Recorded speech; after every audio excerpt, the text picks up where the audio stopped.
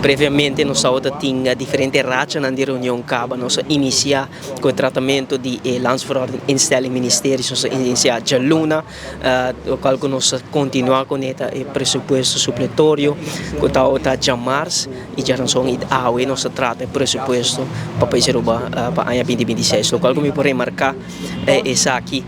para ano aqui da primeira vez que me por passar 3 dias largo no parlamento de Aruba e me não por larga e oportunidade aqui vai para ressaltar o hecho de nível de política que eu vou apresentar para a oposição, seguramente, especificamente para a facção de MEP em últimos 3 dias aqui. Nível de mediocracia, no qual eu a proponer a parte algum trupa que está expressar disparate, sem limite, e essa aqui é algo que, seguro como comunidade, nós não podemos aceitar sobre o nível de política bom, mediocre, fiz, que agora apresentar para a fração de MEP, é algo que a comunidade Aruba a rechazar. E me seguro que não está em oposição, e me seguro que não está em oposição também, sobre que nível é, para elevar uma comunidade. E isso aqui me quer aqui como reflexão sobre a palavra não forte, mas a palavra não necessário,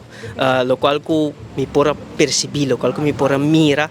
no nível nota algo que está apto, mas que não se dentro de política para elevar o nível, para uma política elegante, para tratar tema e manejo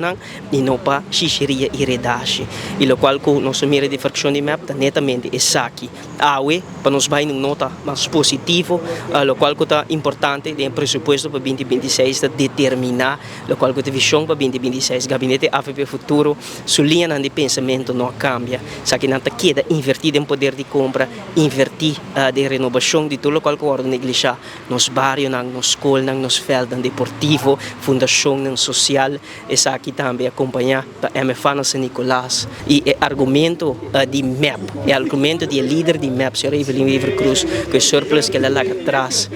o surplus que ela larga atrás, nós torçamos que o legado de MEP e a senhora que é líder de MEP, que compartilha isso aqui para friends and family e partir solamente para estar cerca de nós.